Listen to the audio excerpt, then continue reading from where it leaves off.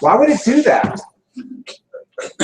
I'm recording up there so we see what's on. It has economic disaster backwards.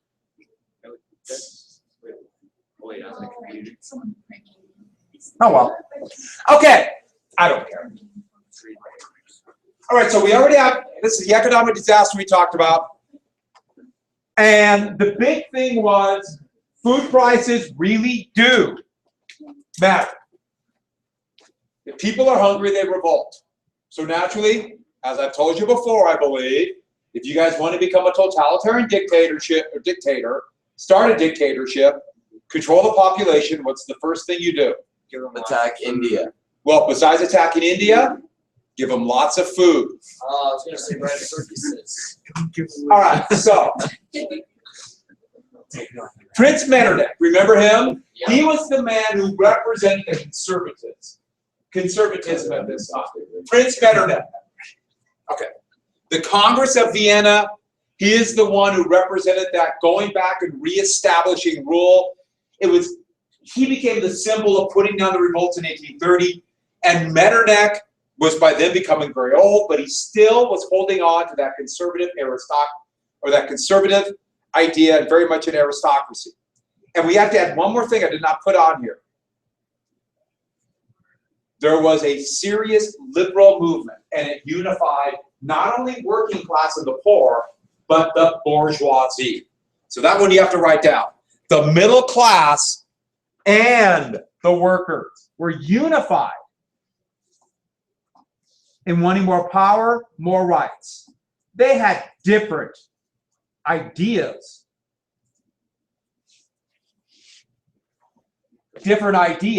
About what their goals would be.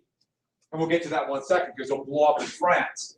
And so this one, all the little explosion things, gives you an idea how widespread the revolutions were in 1848.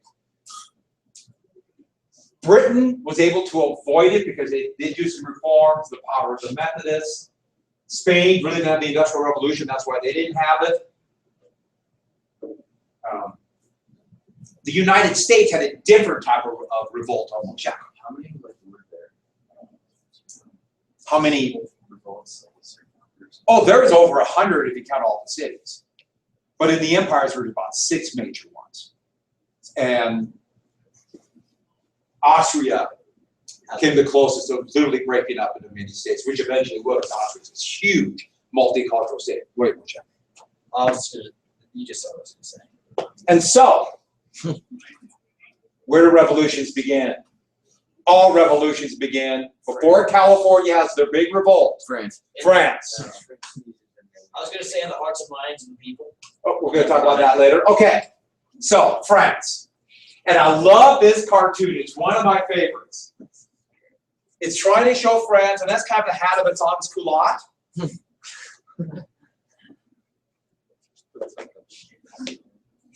And that's Louis Napoleon and others. But this is that idea of French Revolution. The people as a sea serpent, ready to attack. And this is actually anti-revolution. Whenever you make the French people as a creepy sea snake, which, by the way, if you're in a boat and that came up, worry. There's Louis Philippe, the bourgeoisie king. And that's him, one of the first pictures taken of him. He had a couple, and he is wearing a girdle. He got very heavy. And he was much more open. He promised more rights after the 1830 election. But the thing to get about Louis Philippe, he promised more rights, but for the most part, he was very restrictive of rights. Conservative. Very conservative. Not just to the poor and the working class, but also to the merchant class that wanted more economic freedom.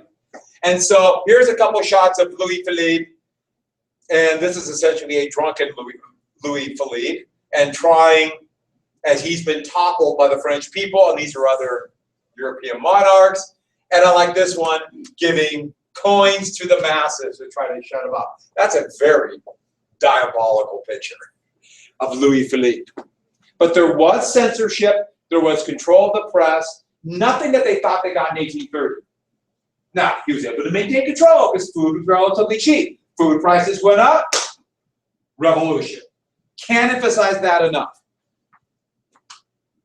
There is Louis Philippe and mocking his, there's a lot of cartoons of him as the pear. It's a little bit of his body, but the big thing is his face was really jowly, and they just kind of, and he had 10, 15 chins, so it happens. All right, this is another, I love this one. So you see the pear-shaped head, right? And that's, I guess, bread. And people going to get a little bit of food as they're starving. This is a cartoon done in 1847. Now, these had to be done secretly because there was censorship. And this is supposedly giving bread to the masses out of the fat king. That is a good picture. I'm glad I found that one. And so what we're coming up to is the February Revolution. Food prices, think about February, it's winter. Yeah. Guess what month we're in right now? February. March. No coincidence that not only is it February, but some would have us believe it's March. Conspiracy out there, I tell you. So, Francois Guizot, okay, I'm totally butchering the name. Please don't tell our French teacher that my attempts to speak French. She'll mock me even more for it. He was the finance minister for Louis Philippe. All these finance ministers. And the thing was, as finance minister, he's the one who taxed, but also through him, he's the one who kept control of the merchants. Tight control over the merchants. The merchants, as he saw it was so mercantilism. And he is the one who kept control. They want economic liberty, the merchants. So Guizot represented both. The taxman who's taxing you while we're starving, and to the merchants, he's controlling them and not letting them innovate and get rich, or as rich as they wanted. And so he represented Louis Philippe's government. Now, I had a picture here, but now, even though there was, I wonder what that picture is. Even though it's gone into the ether. Like that? There's censorship. But what they would have is, it's really weird. They'd have these banquets. And the banquets, when you go eat, that was one of the few places where censorship could be lifted. You could go and discuss politics, discuss issues. It's a legacy of the salons before the French Revolution. Remember those? They would meet and get together. So they have these banquets. Well, you can imagine the banquets got pretty rowdy. And it was from these reform banquets that the revolution began. There was a series of banquets in the third week of February that literally they rose up from eating, and food's really expensive, so they weren't eating much. And they rose up and began to march. And that would trigger the revolution from these banquets. It's actually kind of amusing. I like this idea. You go have a dinner and then go revolt. The dinner was revolting. Ah, ha, ha. Yeah, I know, that's horrible. Yes. Would you like the rifle to go with your final course? That was worse. Yeah. Thank you, William, for making mine look better. You're welcome. We worked together on this. He realized I was suffering, going down, and he saved me. And yeah. Yes. I'm trying out these. Moving on. Well, third week of February, so February 22nd through 24th, immediately. I mean, it happened so suddenly. The people of Paris hit the streets, just like 1789, just like 1830. And they built the barricades, blocking the street. Now, there's a very important reason why you build barricades. The streets are narrow, and it keeps the troops from advancing quickly. The streets were really narrow. When Louis Napoleon would become emperor, he'd widen the streets. Throw out troops to get through quickly. Yes. Well, why don't they just run on the roofs? That would be interesting. The streets are that narrow. Just build bridges across the roofs. That would be interesting. We'll work on that one next revolt. And on the 26th, Louis Napoleon, I mean, this happened so fast. It went from put down the revolt to I'll let my son go. I ran away. Literally, he just took off. His son, he abdicated for his son. His son lasted about an hour. His son lasted about an hour. And liberals, making up the working class of the bourgeoisie, would not accept the son. Now, when I put down liberals, money, more rights. Those rights we talked about in Locke. Life, liberty, and what's the other one for Locke? Property. And they're romantic. It's very romantic. This vision that will create a better country. It's almost like a dreamy feeling that we can all come together and do this. And they were overwhelmed with this feeling that let's get rid of the king and once again create a republic. And that is Guizot, which I don't know why he's here. He should have been there. Does he look arrogant? No, he looks completely humble. And you'll notice something, the suits are getting more and more like suits that we see today. Industrial Revolution. Industrial Revolution. And here are a couple shots of them kicking out Louis Philippe. By the way, where'd he go? England. Yeah. And they show England as some kind of tyranny where they're hanging workers. See that? Oh, yeah. And then this one, that's putting the Liberty hat on bareheaded Louis. Yeah, that's it.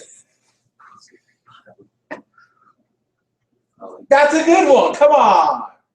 I got nothing for you people. All right. I'm trying to appreciate it. And so, this is February 25th. And this was a fight. And this shows the fight to come. And the reason I put this down was Lamartine, which we'll come to in just a second. He is one of the leaders of the revolt. I'll come to him just 1 second. He is more bourgeoisie and middle class. And the revolt has all these different shapes, thinking at first we'll all unify together. But here, he is turning down the red flag. So they have the tricolor. We will be the tricolor. But they're turning down this flag. What's that flag? Red flag stands for what? More and more it's coming to mean revolution. But what kind of revolution? Red. Violent. Not necessarily. What the heck? A form. Communism is a form of this. Anarchy? Socialism? Socialism.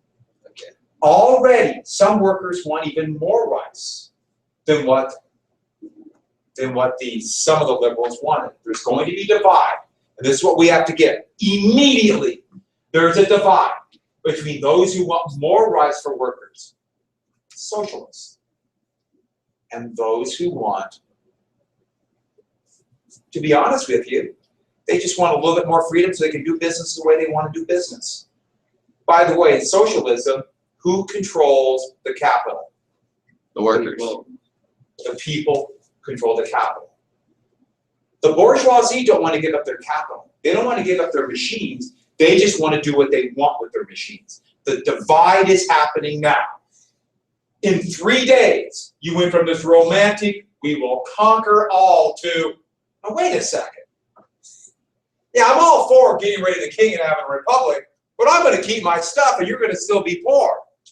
That's what's happening. And so, 2 men we have to get. They created a provisional republic.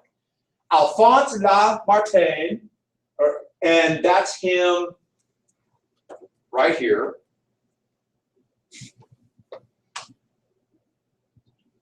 And Louis Blanc.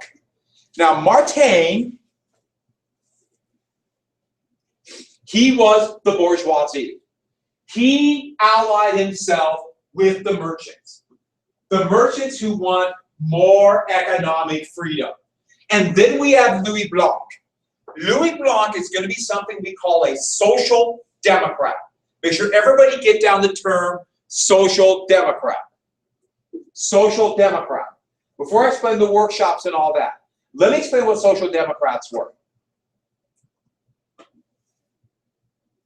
A social democrat is a moderate socialist. They are a moderate socialist. They don't want to get rid of capitalism, but they want controls on capitalism. They want some socialist reforms, meaning more rights for workers, more rights for individuals.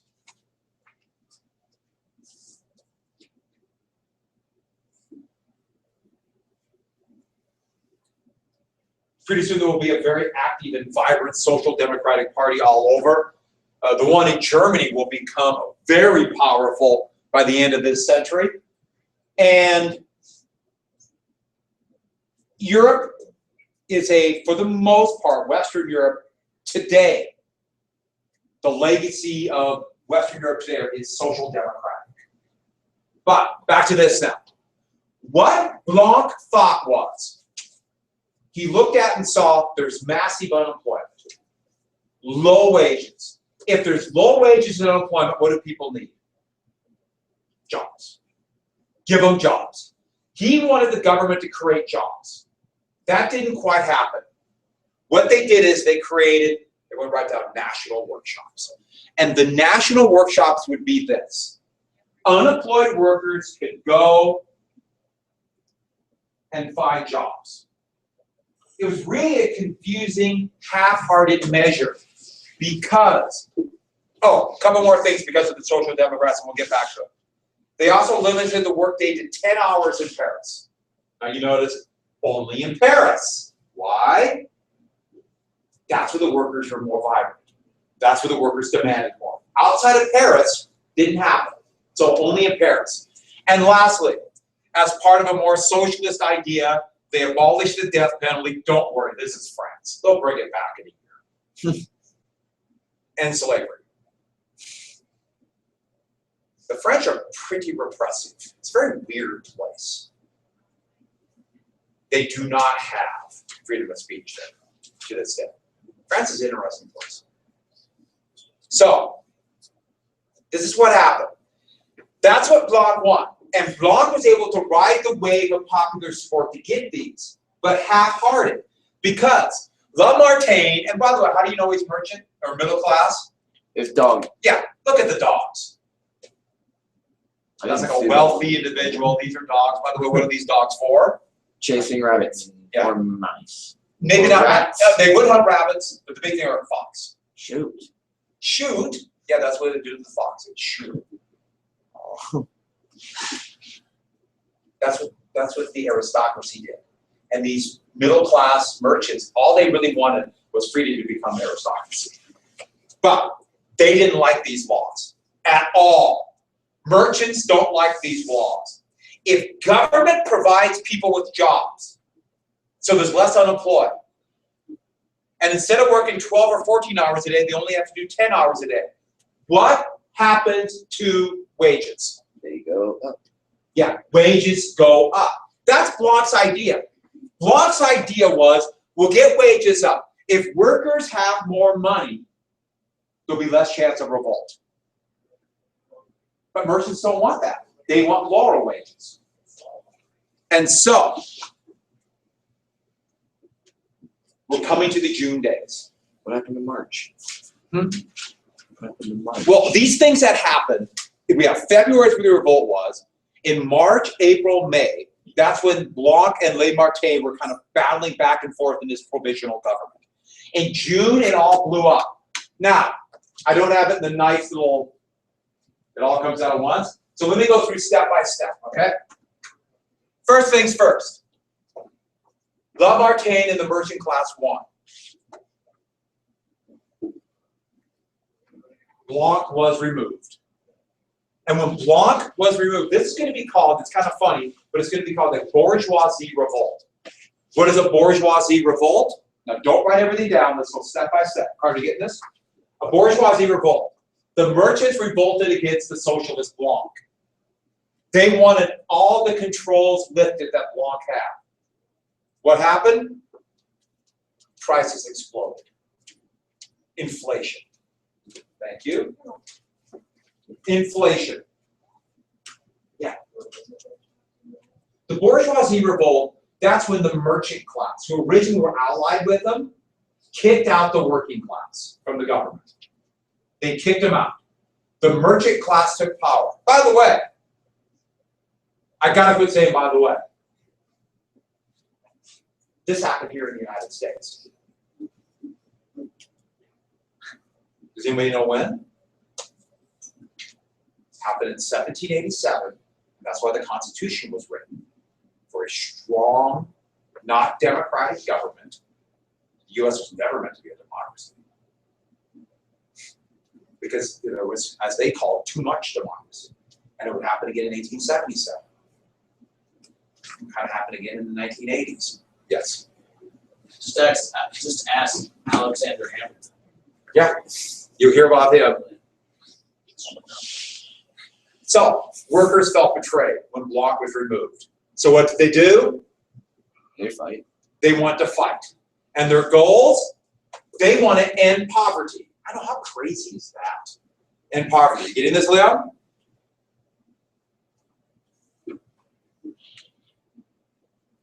End poverty and redistribution of wealth. They're pretty socialist. So what do we have? Barricades. Barricades. They hit the streets. These are barricades from the June days. Photography was brand new. Brand new. And so these are a couple of shots of the barricades using bricks or whatever here to keep soldiers from coming through. Same deal here. I like that one near the Louvre. Great picture of the barricades. These streets are all gone. A lot of these buildings were removed because they needed, well, to move troops around. And so what we have is a liberal conservative coalition versus the working class. The liberals are men like Lamartine. Just give us rights and the vote. But they unified with the allies of Louis Philippe. The old aristocracy now unified with the merchants. And they revolted against these socialists. And who won? The bourgeoisie.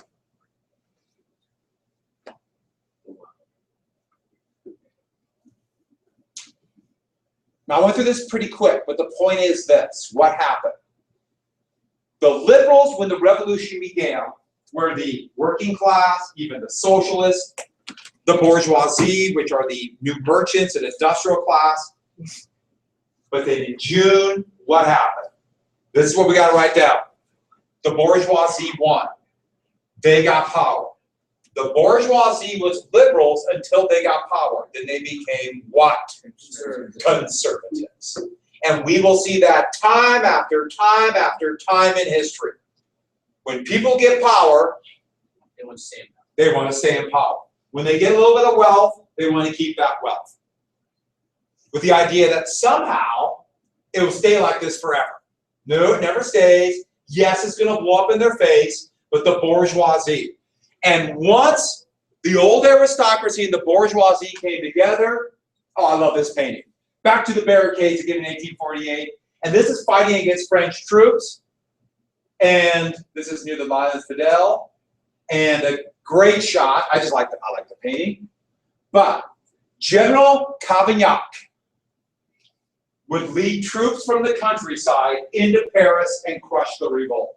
He was in the old aristocracy, but now he's unified with the bourgeoisie. He would become this great hero. This is a relatively pro-revolution watercolor. This is clearly a pro-now new conservative coalition. This conservative coalition. Over 10,000 people would be slaughtered in this. Yes. Well, the conservatives clearly have the better papers. Yeah, they have more money. They can pay for it. But remember, this was a pamphlet, so they put these out mass produced. But you're right. Actually, these became a big deal. They're called lithographs. And once you had the printing techniques for the Industrial Revolution, it became a big deal to buy these. And people would buy these and put them in their homes. Now, to me, I don't think I'd want General Cavaignac crushing people of Paris, but it was still pretty revolutionary and new. While this is going on, the United States had just defeated Mexico in the Mexican-American War. And people bought all these lithographs of the Mexican-American War. It became a big deal. And so the United States, in a way, had its own different style of revolution. So, crushed it, put it down. But Cavaignac was not a very charming man, but they did instate the Second French Republic. There's Cavaignac waiting behind the scenes. You never guess this, but if you're going to do he had a big nose. So if you're going to do caricatures and have big nose, you really draw them big, right? Now, as you get older, your nose gets bigger. Sorry. Your ears keep growing. It's rather not fair, I would argue. So my nose, my expectation is, will be about here. If you want to see what that looks like, one of the most powerful presidents in American history, LBJ, who already had a big nose and big ears. That's in 1964. They just kept getting bigger and bigger and bigger. That's what's going to happen to all of you. Yes. And the best part is your nose gets bigger and you can't hear as well. It doesn't seem right. All right. So the Second French Republic. We have the first republic during the Revolution. This is the Second Republic. We'll soon have a Third Republic, then a Fourth Republic, and now we're on the Fifth Republic. Yeah, I don't really understand what happened with the republics. Was that a Vicky? How do you say it? What was that? Which one? Under Nazi rule, half independent. V-I-C-H-Y. What happened? Vichy. Yes. And the Third Republic ended with that. The Fourth Republic was formed after the war. A new republic. Yeah. Is there something with ladies Yeah. wearing, like, just doing something? Doing something. I mean, Yeah, it's we were given that statue for France, yeah, that's Lady Liberty. isn't it? Yeah, and liberty, yeah. This represents the republic, and this became very common in art, that's classical idea of the Roman Republic. And so that's, liberty was represented by Roman copies of Greek art. And so Lady Liberty was that. In the United States, for the first 100 years, the symbol was Lady Columbia, which looked almost exactly like that. And so if you look at the top of the US Capitol, that's Lady Columbia. Mm-hmm. And then Columbia went away in the 20th century. Went away, gone, we're done. You know, but Uncle Sam began to replace that.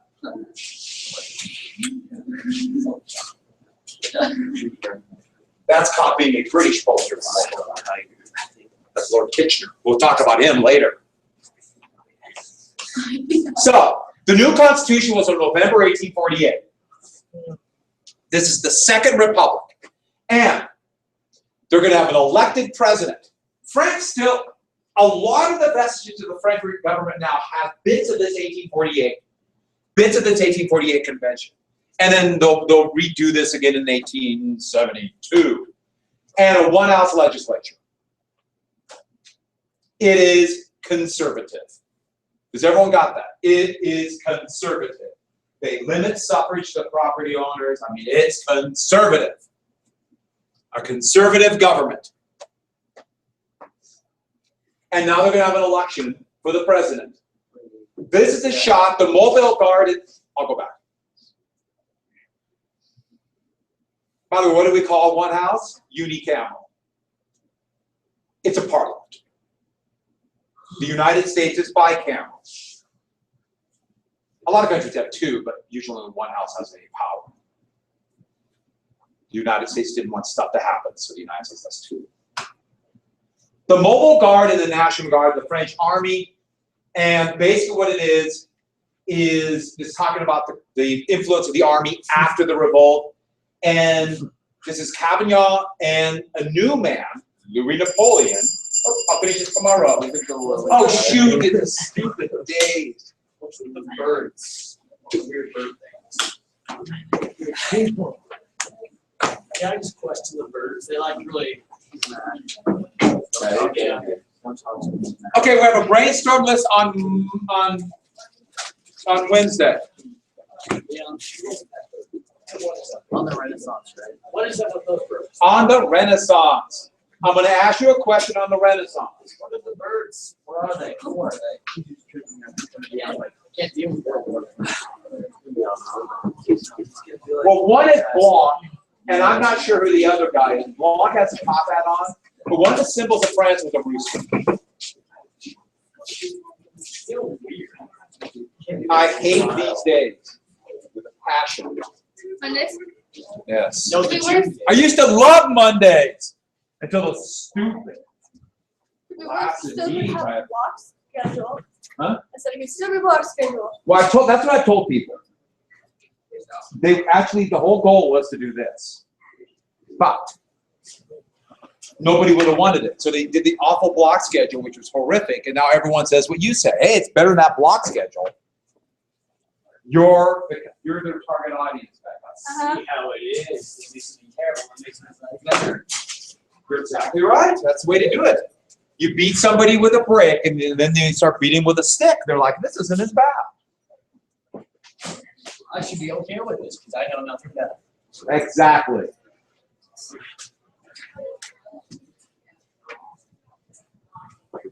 The Super Bowl. I really didn't care. I was like, woo, Patriots. That was just like a crazy game. I'm sorry, but the Seahawks should have had it. I cannot believe they threw the ball. I was like, really? They're literally on the 1 yard.